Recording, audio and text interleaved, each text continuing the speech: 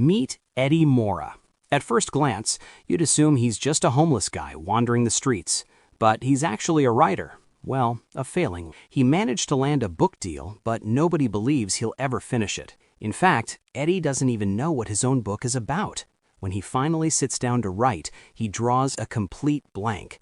He tries to relax and gather his thoughts, but ends up wasting days, sometimes months, doing absolutely nothing. His girlfriend, Lindy, has finally reached her limit. She can't handle his downward spiral anymore. She breaks up with him, dropping the news that she just got promoted to manager and now has her own private secretary. Eddie realizes that money really does change people. She says her goodbyes and walks away. Trudging home, Eddie admits to himself that she's right. She really did put up with a lot. Suddenly, a voice calls out to him. It's Vernon, the brother of his ex-wife, Melissa. Vernon used to be a complete loser, deeply involved in dealing illegal drugs. But today, his sharp appearance says otherwise. Vernon invites him for coffee and is curious about the book. Eddie asks about his ex-wife, but Vernon brushes it off, saying she's living a great life with 2 kids, and tells Eddie to focus on his writing. Eddie confesses he's completely behind and hasn't written a single word. Vernon smirks, calling it a simple creative problem, and claims he has the perfect solution. He pulls out a tiny pill. Eddie immediately refuses, knowing Vernon's shady past and assuming it's a street narcotic. But Vernon swears he left the illegal trade 9 years ago. He says he now consults for a pharmaceutical company, and this is an exclusive, unreleased drug hitting the market next year. Curiosity gets the better of Eddie. Vernon explains that while a normal human only uses 20% of their brain, this pill unlocks the full 100%. Vernon's phone rings and he has to leave. He drops the pill, saying it's on the house. Eddie tries to reject it, but Vernon mentions that a single pill costs $800.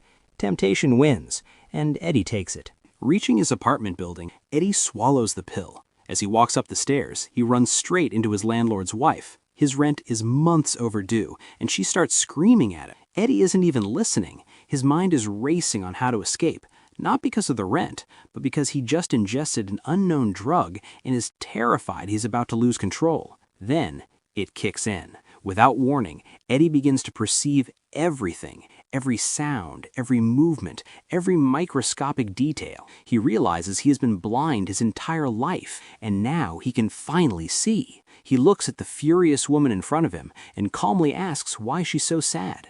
Glancing at the textbook in her bag, he deduces she's in law school. Startled, she asks if he's spying on her. He denies it, pointing at the book, and suddenly remembering he saw that exact cover 12 years ago. Eddie is stunned by his own memory, but it gets crazier. With a quick flip through her book, he recalls every single letter without memorizing it. Every legal statute, every courtroom precedent he's ever read or seen in a movie floods his mind. The woman, who was just screaming at him, is now spellbound by his flawless legal knowledge, even though he never went to law school. She brings him inside, and he effortlessly helps her write her university research paper before smoothly taking his leave. Stepping into his own apartment, the illusion breaks. For the first time, he sees how filthy his living space is. Moving with mechanical precision, he deep cleans and organizes everything until it's spotless. He marvels at the drug. He isn't high or dizzy. His mind is just terrifyingly clear and organized. He remembers his book. He sits down, and absolute inspiration strikes. He writes relentlessly. The next day, he wakes up feeling normal again, but discovers he has finished a massive chunk of the book. He drops it off with his publisher. She's highly suspicious of the quality, wondering how he wrote so much in one day. Confident, Eddie tells her to read the first 3 pages. If she hates it, he'll refund the advance. By the time he gets home, she's left a frantic voicemail. She devoured 40 pages, couldn't stop reading, and begs him to call her back. But Eddie has to do something more important first. Visit Vernon. When Vernon opens the door, Eddie spots fresh bruises on his face.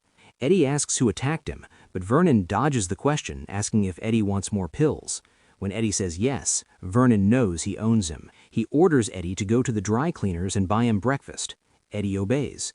But when he returns, the apartment door is wide open. The place is completely trashed in utter chaos.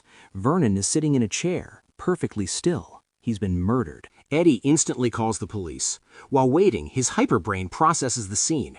The killer tore the place apart looking for one thing: Did they find it? Eddie desperately searches everywhere, but finds nothing. Defeated, he sits next to Vernon's body, furious at the pill that dragged him into this mess. He bitterly thinks that if Vernon had just cooked his own food, he wouldn't have had to leave. Suddenly, an idea hits him. Why wasn't Vernon using the oven? He rips open the oven door and finds a hidden parcel. Inside is a notebook of names, a massive stack of cash, and a giant bag packed with the pills. Eddie decides he'll never have to buy them again. The police knock. Eddie gives a statement, plays it cool, and walks away. Back home, Eddie realizes he holds the ultimate winning hand. He gets a haircut, hits the gym, buys new clothes, and flawlessly finishes his entire novel in exactly 4 days.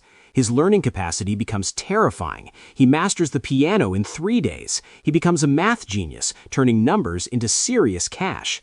Every morning he listens to language tapes while jogging, becoming fluent by sunset. This lets him approach any woman in any language and charm his way into relationships. His social skills skyrocket. He holds court with anyone, mesmerizing crowds with his staggering intellect. His thoughts are perfectly sequenced, weaponizing every piece of information he absorbs. He becomes the guy everyone wants to know, receiving daily VIP invitations to the best spots in the city. But this isn't enough. Eddie abandons writing and hits the stock market. Starting with just $800, he nets $2,000 on day 1 and $7,500 on day 2. Knowing he needs massive capital and rejected by banks, he seeks out a ruthless loan shark and gang leader named Gennady. Scanning the mobster, Eddie realizes Gennady is intellectually limited. He easily manipulates him, securing a $100,000 loan. The real game begins. Wall Street veterans watch in awe as Eddie executes flawless trades without ever losing. In 1 week, his account hits $2 million. Word spreads fast, and a legendary corporate titan named Carl Van Loon calls him in for a meeting. Before that, Eddie meets Lindy to show off his success. When an Italian waitress interrupts, Eddie casually orders in perfect Italian. Stunned, Lindy asks when he learned it. Eddie smoothly replies that his world changed after she left, apologizing for his past neglect. Swept off her feet, she takes him back. But mid-conversation, Eddie notices a man staring at him from across the room. Paranoia sets in. He escorts Lindy to work. That night, he stands by his window for hours, his sense of security shattered, but forces himself to sleep for his big meeting. Suddenly, a terrifying hallucination hits. Eddie takes 1 step and instantly finds himself outside. It's broad daylight and he has no idea how he got there. He heads to the restaurant. Over breakfast, his friend briefs him on Van Loon. The billionaire arrives. With a quick glance at his clothes and body language, Eddie profiles Van Loon perfectly. Van Loon demands to know the secret to his success. Eddie boldly claims he takes a highly advanced drug. They all laugh, but Eddie is dead serious. He explains he found a lightning-fast algorithm to predict market fluctuations. Afterward, Van Loon tests him, handing over a massive classified merger file. Eddie absorbs the data in less than a minute. He tells Van Loon to back out immediately, predicting the deal will fail. Deeply impressed, Van Loon hires him on the spot. Eddie walks away feeling invincible, but catching his reflection in a window, his brain violently misfires. He almost gets hit by a car. Time begins to skip. He blinks and he's miles away. He blinks again and he's at a random party spending the night with a stranger. Reality shifts again. He is in a dark alley surrounded by thugs. Instantly downloading every martial arts technique he's ever seen, he brutally dismantles them one by one. Another time jump. He wakes up standing on a bridge. The pill has worn off and 18 hours of his life are completely erased from his memory. Exhausted, he goes home. A voicemail from Lindy wakes him up, alongside a courier package of Van Loon's files. Eddie reaches for a fresh pill, but his stash is empty. Without the drug, his normal brain is sluggish, and the files look like gibberish.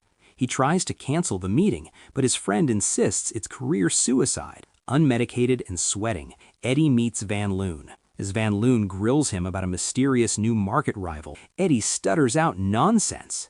Suddenly, Eddie locks onto a breaking news report on the TV. The beautiful woman he slept with during his blackout has been found murdered. She was a prominent businesswoman, and the killer is still at large. Terrified, Eddie excuses himself and runs. Spiraling into madness, Eddie wonders if he killed her. A frantic voicemail from his ex-wife, Melissa, interrupts his thoughts, begging him never to take her brother's drug. He calls her to meet. Desperate, Eddie checks Vernon's client ledger and starts dialing. Half the clients are dead, the rest are hospitalized. He dials one last number and hears a phone ringing right behind him. He turns around. It's the stalker. Eddie sprints, leading to a frantic chase that ends in a car crash, allowing Eddie to barely escape. He reaches the diner and finds Melissa, but she is a frail, exhausted shell of her former self. She confesses she took the pills too. She became a genius, but realized the human brain cannot sustain that level of hyper-focus without suffering total neurological collapse. She warns Eddie that stopping cold turkey is lethal. He has to taper off gradually. Walking home, Gennady the mobster intercepts him. They go up to the apartment. When Eddie tries to hand him a check, Gennady violently strikes him. A single pill falls to the floor. Gennady swallows it, takes Eddie to the bank to withdraw the cash, and demands to know what the pill is.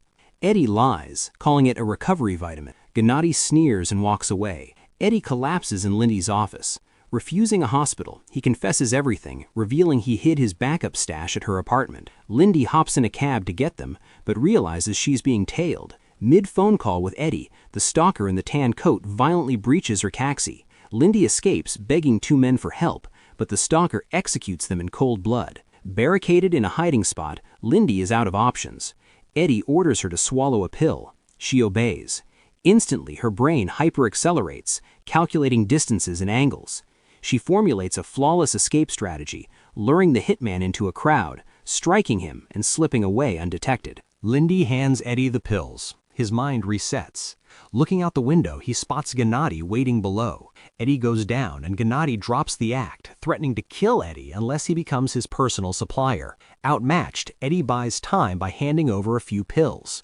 Eddie immediately hires elite bodyguards and gets back to work. Eddie becomes the director of the city's top corporate firm. He cracks the survival code. Strict eating, perfectly regulated doses, and zero alcohol stops the blackouts entirely. He buys bespoke suits with hidden, undetectable pockets for his pills. Unwilling to rely on a finite stash, he drops $2 million on a top-tier chemist, demanding a reverse-engineered formula in exactly 6 months. Returning home, Eddie finds his apartment completely ransacked. Someone was hunting for the stash. Eddie immediately buys a high-end, impenetrable fortress of an apartment with steel doors and cameras. But the pressure mounts. A detective arrests Eddie mid-meeting. Witnesses placed him at the murdered woman's crime scene. Eddie hires a cutthroat lawyer, handing over his custom suit jacket before entering the police lineup. He beats the lineup and walks free. Days later, Gennady ambushes Eddie, demanding 20 pills by next week.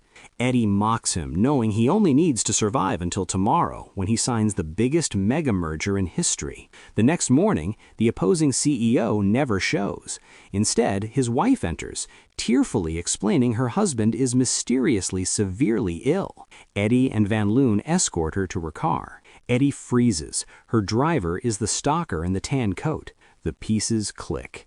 The CEO was a pill user who ran out. The deal is completely dead. It's time for Eddie's dose. He reaches into his secret pocket. It's empty. Panic sets in. Looking at the TV, he sees the dying CEO's wife holding a press conference. Standing right next to her is Eddie's defense attorney. The horrible truth drops. The lawyer stole the entire stash from his jacket during the police lineup. Suddenly, an alarm blares. Gennady and his armed hitmen are cutting through Eddie's steel apartment doors. If they get in, he will be tortured to death. Searching for a miracle, Eddie remembers his old pill container. He trips, and the final hidden pill rolls away just as the steel doors crash open. Gennady's crew storms in. As Gennady pulls out his knives for the kill, Eddie grabs a blade and stabs the mobster directly in the heart. Eddie collapses, utterly exhausted, but he realizes Gennady just took a pill. The drug is currently in his veins. To survive, Eddie forces himself down and drinks the dead mobster's blood. His hyperintelligence violently reboots. He grabs a heavy piano piece, killing the first thug, and shoves the massive piano forward to crush the second. His mind racing, Eddie deduces the corrupt lawyer kept the stolen stash for himself after his CEO boss died. Eddie manipulates the deceased CEO's assistant with the truth. Enraged, the assistant murders the lawyer, bringing the stolen stash right back to Eddie. 6 months flash forward. Eddie is now a polished, unstoppable candidate for the New York State Senate. Carl Van Loon walks into his office, revealing he bought the pharmaceutical company. He offers Eddie an unlimited lifetime supply of pills in exchange for turning Eddie into his political puppet. Eddie escorts Van Loon to his car and flatly rejects him. Van Loon furiously threatens to cut off his supply, but Eddie demonstrates absolute power. Pointing at the street, he rapidly predicts a chain reaction of microscopic events, warning Van Loon that a speeding truck won't be able to stop for a cab. Staring right through the billionaire, Eddie delivers the final blow. What you don't know is that at this exact moment, there is someone pointing a gun right at you. Trust me, you are no match for me, and it is in your best interest that I do not work with you. Utterly defeated, Van Loon retreats. Eddie turns, walking confidently into his limitless future.